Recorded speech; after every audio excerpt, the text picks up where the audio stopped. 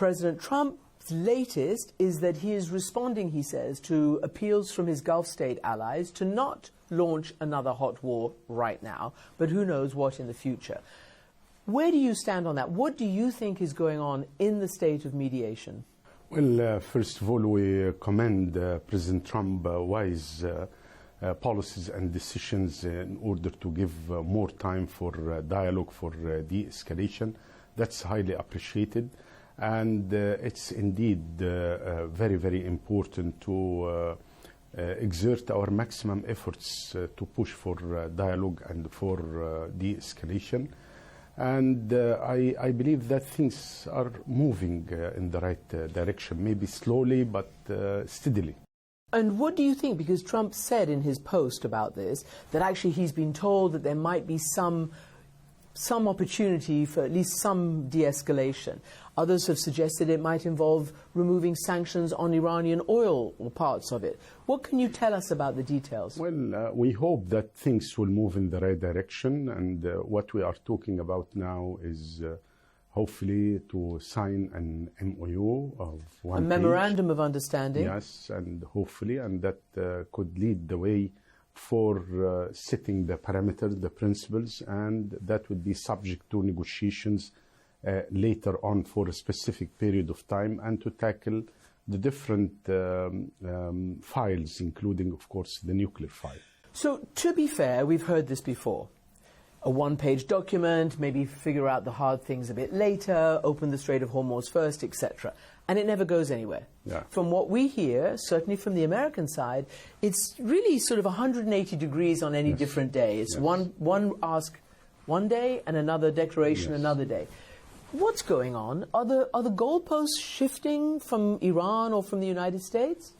Well, again, we are pushing for dialogue, and there is no military solution, and always Egypt is with the Arab Gulf countries, preferring dialogue and de-escalation.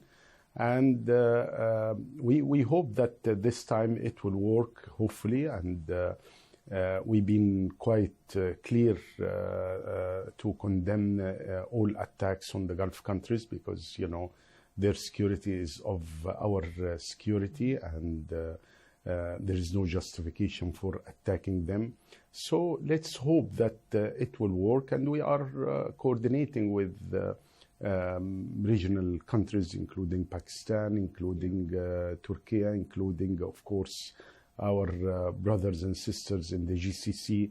So we have to do more, and we are in full contact with the Americans as well, and we hope that could produce deliverables through negotiations. Mm-hmm. Well, now what we are focusing on, first of all, to reach an understanding on the principles which will guide the negotiations. Also, we have to talk about the future of the security regional regime in the region.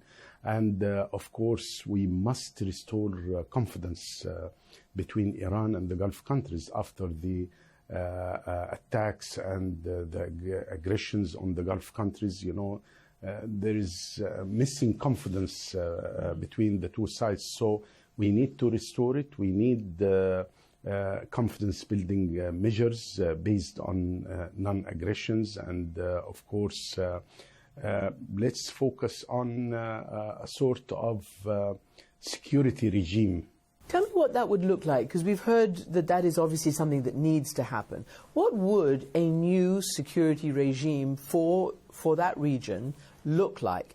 Because it would presumably have to include Iran, where up until now Iran has stood on one side of the whole Arab Muslim regional world, and you all have stood on another side, trying to isolate Iran and do all those other things. So what would a post-war regional security system look like? Well, the foreign ministers of the Arab states, they took a bold decision in last September in their meeting in Cairo with regard setting specific parameters which will guide any future security regime in the region, and it's open for everybody, for Arab and non-Arab. So Israel? everybody, short of accepting the parameters, respecting the sovereignty, territorial integrity, non-interference in the internal affairs of any country in the region, universality of the principle of non-proliferation, and also, of course, supporting the state institutions and refraining from supporting the non-state actors. Yeah. You know, those bunch of parameters or principles which should guide any kind of effective future security regime. And as I mentioned, everybody is welcomed to join, but short of honoring and accepting those parameters. Okay, but do you think Iran will agree to stop supporting non-state actors, Hezbollah, Hamas, all the others that it has so far? I mean, this, as I mentioned, this is general parameters Right. and the principles, and if any country would like to play the game, you have to abide by the rules of the Okay. game. Yeah.